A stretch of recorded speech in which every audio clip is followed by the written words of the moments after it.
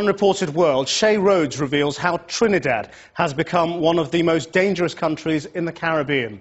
While 500,000 tourists soak up the carnival atmosphere every year, a state of emergency has been declared to tackle the gang violence that sees a murder every 17 hours on average. Shay went to the capital port of Spain in September amid wide-scale arrests and a nighttime curfew.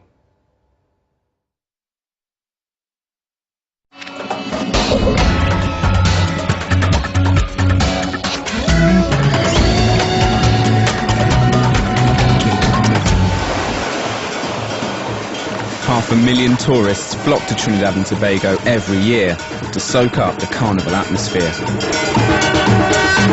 But after dark in the capital port of Spain, the atmosphere changes.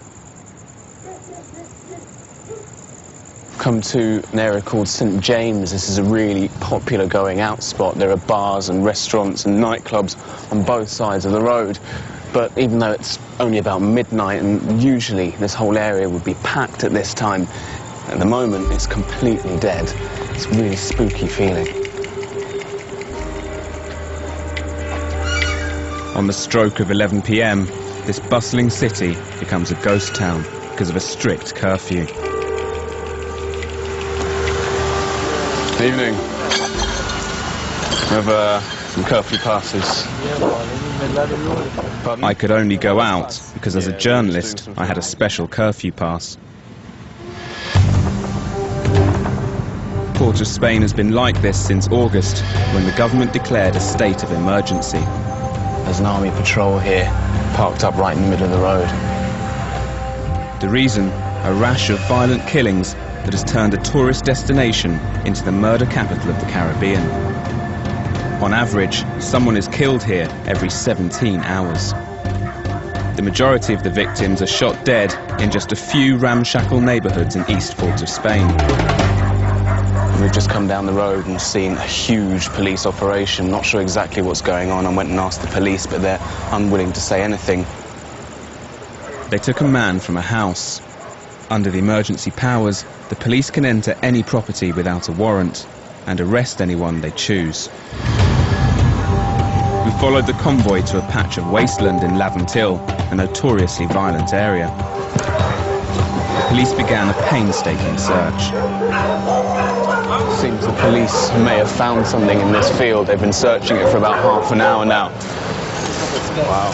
Whoa. Inspector Sahadar Singh showed us the find, an automatic pistol. I've never seen anything like this before. One reason for the shocking murder rate is the easy availability of illegal guns. Around 3/4 of all murders involve a firearm. What kind of gun is this? We have to examine it good and tell you what it is. Yeah. Have you seen anything like this before? No, first time. Really? Okay. And you've got more operations happening tonight? Yeah, we continue. Okay. Using their emergency powers, Inspector Singh's men forced their way into house after house. More than 4,000 people have been rounded up in just 2 months since the start of the state of emergency. I asked the inspector why. Firearm-related offences, narcotics, robberies, shooting, murders. Right.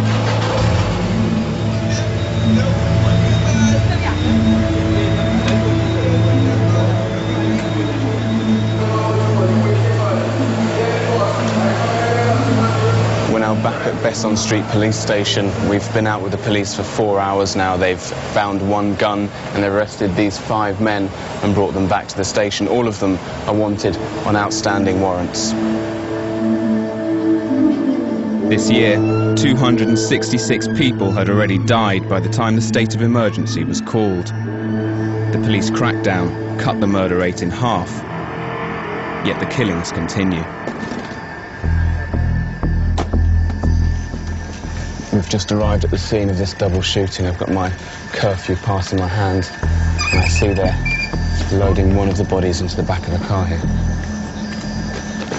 Micaiah Davies is the detective in charge of this investigation. How many homicides have you had to deal with since the start of the state of emergency? In our region? About 300 we lost that. Really? One of the victims was shot with a shotgun in the face. The other one was shot 4 times with what appears to be a handgun. And what I can see is that, judging by the relationships between the funeral directors, the forensics and the police, and the local journalists that came to cover it, this is clearly a very common occurrence here in Trinidad. I wanted to find out why this once peaceful island had been so infected with violence. I went back to an area close to where we'd been with the police. The neighbourhood of St Barb's has been the scene of scores of murders. So, Bumbe, do you think people are going to want to talk to me around here? No. Why not? Camera, show you these places. Sherland Garvin, better known as Bumbe, is now a youth worker, but he once belonged to a gang that terrorised this area. He says that since the mid-2000s, gang culture has spiralled out of control. In these places, a man of fire gun faster than a plate of food. So you have a culture, the ghettos have a culture that the man who has the most play is the man with the biggest gun. He explained that the gangs fight over status and territory. Around here, how long on average do people survive on So the you have street? youngsters, if you're not smart, I give you something. If you're really smart.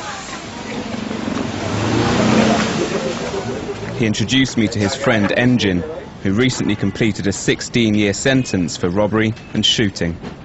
You right? Engine escorted us into the maze of houses and shacks called Block 22. Oh, okay. A man called Nico Williams was murdered on this street just 2 months before. Engine spotted Nico's girlfriend, Patrice. Why do you think your boyfriend was shot? Somebody didn't like him or find he should go home. Number of reasons, but it was senseless. Why do you think it's happening? Why is there so much violence? It's for fame, it's for glory, it's for name call, it's to be in that little short space of time, because they would kill today and they would die tomorrow. But between today and tomorrow, the little short space of glory they could get from it, the easiest thing to do is get a gun. The easiest thing to do is get a gun.